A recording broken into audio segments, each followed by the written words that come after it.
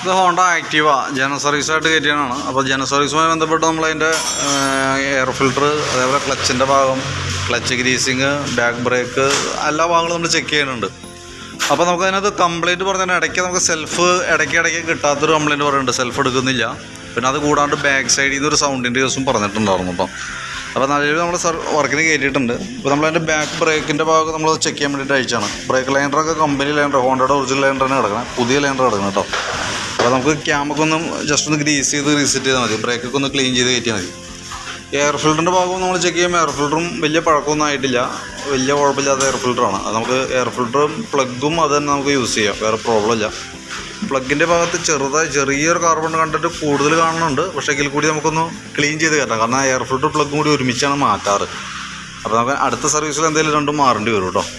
പിന്നെ ക്ലച്ചിൻ്റെ ഭാഗം നമ്മൾ ചെക്ക് ചെയ്യുമ്പോണ്ടല്ലോ, നിലവിൽ variator body, boss drive, roller ഇതൊക്കെ നോർമൽ സാധാരണ രീതിയിലുള്ള തേമാനം ഉള്ളൂ. ബെൻഡെക്സിൻ്റെ പിനിൻ ഷാർട്ട് എന്ന് പറയും, അതായത് ബെൻഡെക്സ് യൂണിറ്റ് എന്ന് പറയും. അപ്പോൾ അത് വർക്കിംഗ് ചെക്ക് ചെയ്യുമ്പോഴും അതിൻ്റെ വർക്കിങ്ങും ഓക്കെ ആയിട്ടാണ് കാണുന്നത്. പിന്നെ നമുക്കൊരു സ്വാഭാവികമല്ലാത്തൊരു കംപ്ലയിൻറ്റ് വരാമെന്ന് പറഞ്ഞാൽ ഈ ക്ലച്ച് ഷാഫ്റ്റിൻ്റെ ബെയറിങ്ങിന് ഒരു പ്ലേ കൂടുതൽ കാണിക്കുന്നുണ്ട്. ഇവിടെ ശ്രദ്ധിച്ച് കഴിഞ്ഞാൽ മനസ്സിലാവും, നമുക്ക് ഇത്രയും ഷെയ്ക്ക് കാണിക്കുന്നുണ്ട്. കാരണം ഇവിടെ ഇത്രയും പ്ലേ വരാൻ പാടില്ല ശരിക്കും പറഞ്ഞാലേ. അപ്പോൾ അത് ശരിക്കും ഈ ഷാഫ്റ്റിൻ്റെ ബെയറിങ്ങിൻ്റെ കംപ്ലയിൻ്റാണ് ആരംഭിച്ചേക്കുന്നത്, തുടക്കമാണ്. അപ്പോൾ അത് കൈയോടെ അത് അഴിച്ചാൽ ബെയറിങ് മാറ്റി കളയണമായിരിക്കും ബെറ്റർ. നമുക്ക് അഴിക്കണമെന്നുണ്ടെങ്കിൽ ഗിയർ ട്രാൻസ്മിഷൻ ഫുള്ളായിട്ട് അഴിക്കണം, ഗിയർ ബോക്സിൻ്റെ ഭാഗം നമുക്ക് അഴിക്കണം. അഴിക്കുമ്പോൾ ഈ ഷാഫ്റ്റുമ്പോൾ തന്നെ ഈ സൈഡിൽ ബെയറിംഗ് ഉണ്ട്, അപ്പുറത്തെ സൈഡിലൊരു ബെയറിംഗ് ഉണ്ട്. അപ്പോൾ ആ രണ്ട് ബെയറിംഗ് കൂടി മാറ്റിയാലാണ് അതിൻ്റെ ഭാഗം ഓക്കെ ആവുള്ളൂ. നോർമൽ രീതിയിൽ ചെറിയ പ്ലേ വരാറുണ്ട്, പക്ഷേ ഇത് ശ്രദ്ധിച്ച് കഴിഞ്ഞാൽ മനസ്സിലാവും അത്യാവശ്യം നല്ല രീതിയിൽ തന്നെ പ്ലേ കാണിക്കുന്നുണ്ട്. ഇതുണ്ട്, അത് കൈയോടെ മാറ്റി കളയാനായിരിക്കും ബെറ്റർ. കാരണം ഇതൊക്കെ കണക്റ്റിംഗ് വീലുകളാണ്. അപ്പോൾ ഒരെണ്ണം കൂടുതൽ തേമാനം വരുമ്പോഴത്തേക്ക് നമുക്ക് ആ വീലുകളിലേക്ക് അത് ബാധിക്കാനായിട്ടുള്ള സാധ്യതയുണ്ട്. അപ്പോൾ കൈയോടെ അത് മാറ്റണമായിരിക്കും ബെറ്റർ. അത് അഴിച്ച് മാറണമെന്നുണ്ടെങ്കിൽ ഗിയർ ബോക്സിൻ്റെ ഫുള്ളായിട്ട് അഴിച്ച് മാറണം. അപ്പോൾ അത് അഴിക്കുമ്പോൾ ആ കൂട്ടത്തിൽ കൂടെ സാധാരണ രീതിയിൽ ഇടയ്ക്കിടയ്ക്ക് കംപ്ലയിൻറ്റ് വരാറുള്ള ഷാഫ്റ്റ് ബെയറിംഗ് ആണ് ഇവിടെ ഉണ്ട്, 6004 നമ്പർ വന്ന ബെയറിംഗ്. അപ്പോൾ അതും കൂടി നമുക്ക് മാറ്റിയിട്ട് റീസെറ്റ് ചെയ്യേണ്ടി വരും കേട്ടോ. പിന്നെ കിക്കറിൻ്റെ വീലൊക്കെ ഒന്ന് ഗ്രീസ് ചെയ്ത് റീസെറ്റ് ചെയ്യാം. അത് നമുക്ക് സെൽഫാണ് നമ്മൾ കൂടുതൽ ഉപയോഗിക്കുക, പക്ഷേ കിക്കർ നമ്മളിങ്ങനെ അഴിക്കുന്ന കൂട്ടത്തിൽ അതുകൂടി ഒന്ന് റീസെറ്റ് ചെയ്ത് റെഡിയാക്കി ഗ്രീസൊക്കെ ചെയ്ത് റെഡിയാക്കി ഇടും. പിന്നെ ചോക്കിൻ്റെ കേബിളൊക്കെ വർക്ക് ചെയ്യുമ്പോൾ ഓക്കെയാണ്, നിലവിൽ വേറെ പ്രോബ്ലം ഒന്നുമില്ല. ആക്സിലേറ്ററിൻ്റെ കേബിൾ നമുക്ക് ടൈറ്റ് കാണിക്കുന്നുണ്ട്, അത്യാവശ്യം നല്ല രീതിയിൽ ടൈറ്റ് തുടങ്ങിയിട്ടുണ്ട് കേട്ടോ.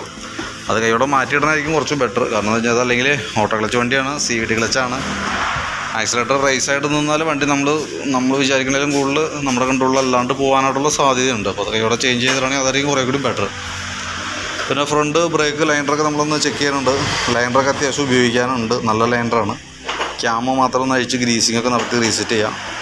ഫ്രണ്ടിൽ വന്ന ലിങ്കിൻ്റെ ബുഷുകളായാലും വേറെ കംപ്ലയിൻ്റ് ഇല്ല. ഈ ഗ്രീൻ ബുഷ്, ഈ ഷോക്കിൻ്റെ ബുഷ് പ്ലേ കാണിച്ചിട്ടുണ്ട്, അത് കൈയോടെ നമുക്കത് മാറ്റിയിടാം. കാരണം ഇത് ശരിക്കും നമ്മളെ ഗട്ടറൊക്കെ ചാടുമ്പോൾ ഫസ്റ്റ് അതിൻ്റെ ആ മൊത്തം ഷെയ്ക്ക് എടുക്കുന്നത് ഈ ഷോക്ക് അബ്സോർബറാണ്. അപ്പോൾ അതിൻ്റെ റബ്ബർ ടൈപ്പ് ഏകദേശം ഈ പ്ലാസ്റ്റിക്കോട് കൂടിയിട്ട് വന്ന ഈ ബുഷാണ്, ഗ്രീൻ ബുഷ്. അപ്പോൾ അത് ഇടയ്ക്ക് ചതഞ്ഞ പോലെ പതിവാണ്. അപ്പോൾ അത് കൂട്ടത്തിൽ മാറ്റിയിടാം. ഏകദേശം ഒരു 100 രൂപ 105 രൂപ ആ റേഞ്ച് എന്താണ് അതിൻ്റെ റേറ്റ് വരാം. പിന്നെ അത് കൂടാതെ കൊണ്ട് നമുക്ക് സെൽഫിൻ്റെ ഒരു കംപ്ലയിൻറ്റ് പറഞ്ഞിട്ടുണ്ട്, ഇടയ്ക്കിടയ്ക്ക് സെൽഫ് എടുക്കാത്തൊരു പ്രശ്നം. അതിന് കാരണം രണ്ട് കാരണങ്ങളുണ്ട്. ഒന്ന്, നമുക്ക് ഈ ഇഗ്നീഷൻ സ്വിച്ച് ലൂസ് കോൺടാക്റ്റാണ്, താക്കോൽ സെറ്റ് ഇടയ്ക്ക് കട്ടായി പോകുന്നുണ്ട്. പിന്നെ അത് കൂടാതെ കൊണ്ട് തന്നെ ബാറ്ററി കംപ്ലയിൻറ്റ് കാണിക്കുന്നുണ്ട്. നമുക്കിത് ഇരിക്കുന്നത് മിൻഡ എന്ന് പറയുന്ന കമ്പനിയുടെ ബാറ്ററിയാണ്. അപ്പോൾ അതുമേ നമ്മളതിൻ്റെ വോൾട്ടൊക്കെ ചെക്ക് ചെയ്യുമ്പോൾ 12.5 വോൾട്ട് നമുക്ക് കിട്ടുന്നുണ്ട്. പക്ഷേ നമുക്ക് അതിൻ്റെ ആംബിയർ ചെക്ക് ചെയ്യുമ്പോൾ നമ്മൾ ആ ബാറ്ററി ടെസ്റ്റിലേക്ക് വിട്ടിട്ടുണ്ട്. ബാറ്ററി ടെസ്റ്റിലേക്ക് വിടുമ്പോൾ ബാറ്ററി കംപ്ലയിൻ്റ് ആയിട്ട് കാണിക്കുക. അപ്പോൾ സെൽഫ് പ്രോപ്പറായിട്ട് വർക്ക് ആവണമെന്നുണ്ടെങ്കിൽ ബാറ്ററിയും ആ കീസെറ്റുമാണ് ശരിക്കും അതിൻ്റെ കംപ്ലയിൻറ്റ് ഉണ്ടാക്കുന്ന സാധനങ്ങൾ, ആ പാർട്സുകൾ. അപ്പോൾ അത് മാറ്റിയിടാണെങ്കിലാണ് ആ കംപ്ലയിൻറ്റ് 100% അത് മാറുള്ളൂ കേട്ടോ. പിന്നെ ഈ ഭാഗത്തേക്ക് വരുമ്പോഴത്തേക്ക് നമ്മൾ പ്ലഗിൻ്റെ കേസ് പറഞ്ഞിരുന്നു, പ്ലഗ് ഒന്ന് ക്ലീനാക്കി റീസെറ്റ് ചെയ്യാം. പിന്നെയുള്ളത് എയർ സെക്കൻഡറി ഫിൽറ്റർ എന്ന് പറയും, ഒരു ഫോം ടൈപ്പ് സ്പോഞ്ച് പോലത്തെ ഫിൽറ്ററാണത്. അതിൻ്റെ കാലാവധി കംപ്ലീറ്റ് ആയിട്ടുണ്ട്. കാരണം അത് ശരിക്കും നമുക്ക് പൊടിഞ്ഞൊടുങ്ങിയിട്ടുണ്ട്. അതിൻ്റെ ലൊക്കേഷൻ വരാമെന്ന് പറഞ്ഞാൽ ഈ എൻജിൻ ഈ വന്ന ബോഡിയുടെ ഉള്ളിലായിട്ട് ഈ ഭാഗത്തായിട്ടാണ്. അപ്പോൾ അതും ക്ലീൻ ചെയ്യാൻ വേണ്ടി അഴിച്ചാണ്. അപ്പോൾ പക്ഷേ അതിൻ്റെ അവസ്ഥ വളരെ മോശമാണ്. അപ്പോൾ നമുക്ക് ഇവിടെ നിന്ന് മാറ്റിക്കളയാം കേട്ടോ. ഓയിലിൻ്റെ കേസ് ജസ്റ്റ് ചെക്കപ്പാണ് പറഞ്ഞേക്കണേ. അപ്പോൾ നമ്മൾ കിലോമീറ്റർ വൈസാണ് നമുക്ക് ഓയിൽ ചേഞ്ച് കാര്യങ്ങൾ വരാം. ഇതിൻ്റെ കളറ് നോക്കുമ്പോൾ കാര്യമായിട്ട് മാറിയിട്ടില്ലെങ്കിൽ കൂടി നമുക്കൊരു 3000 കിലോമീറ്ററൊക്കെയാണ് ശരിക്കും എൻജിൻ ഓയിൽ നല്ല രീതിയിൽ ഉപയോഗിക്കാൻ പറ്റുക. അതൊരു നഷ്ടം നോക്കണ്ടെന്നുള്ളതാണ് എൻ്റെ അഭിപ്രായം. കാരണം എന്താ വെച്ചാൽ അത് ഓയിൽ മാറ്റി കളയണമായിരിക്കും ബെറ്റർ. കാരണം ഏകദേശം 4000-4500 കിലോമീറ്ററോളം ഇപ്പം നിലവിൽ ആ എൻജിൻ ഓയിൽ ഓടിയിട്ടുണ്ട്. അപ്പോൾ അത് മാറ്റി പുതിയത് ഫില്ല് ചെയ്യണതായിരിക്കും കുറച്ചുകൂടി ബെറ്റർ കേട്ടോ. കാരണം എന്ന് വെച്ച് കഴിഞ്ഞാൽ എഞ്ചിൻ ഓയിലിൻ്റെ ഒക്കെ പ്രോബ്ലം എന്ന് പറയുമ്പോഴത്തേക്ക് എഞ്ചിൻ ഓയിൽ മൂലം ഉണ്ടാകുന്ന കംപ്ലയിൻ്റ് എന്ന് പറയുമ്പോൾ മേജറായിട്ടുള്ള കംപ്ലയിൻറ്റുകളാണ് വരാം. അപ്പോൾ അത് പറ്റുമെന്നുണ്ടെങ്കിൽ അതും കൂടി ഒന്ന് മാറ്റി റീഫില്ല് ചെയ്യണമായിരിക്കും കുറച്ചുകൂടി ബെറ്റർ കേട്ടോ. അപ്പോൾ ഞാൻ അതിൻ്റെ നിലവിൽ ഇപ്പോൾ കാണിച്ചിരുന്ന കംപ്ലയിൻറ്റുകളൊക്കെ ഒന്ന് ഉൾപ്പെടുത്തിക്കൊണ്ട് അതിൻ്റെ ഒരു എസ്റ്റിമേറ്റ് ഒന്ന് റെഡിയാക്കാം. അതിൻ്റെ ഡീറ്റെയിൽസ് ഒന്ന് വാട്സപ്പിലേക്ക് ഇടാം. അതിനകത്ത് നമുക്ക് മെയിനായിട്ട് ചെയ്യേണ്ടി വന്നാൽ ഈ ഗിയർ ഷാഫ്റ്റിൻ്റെ ബെയറിങ് ചേഞ്ച് ചെയ്യാനുണ്ട്, ക്ലച്ച് ഷാഫ്റ്റിൻ്റെ ബെയറിങ് അത് ചേഞ്ച് ചെയ്തിടാനുണ്ട്. പിന്നെ അത് കൂടാതെ കൊണ്ട് നമുക്ക് ഫ്രണ്ട് ഭാഗത്തേക്ക് വരുമ്പോഴത്തേക്കും ഗ്രീൻ ബുഷ് ചേഞ്ച് ചെയ്യേണ്ടതായിട്ടുണ്ട്. Battery ignition switch കംപ്ലയിൻറ്റുകളുണ്ട്.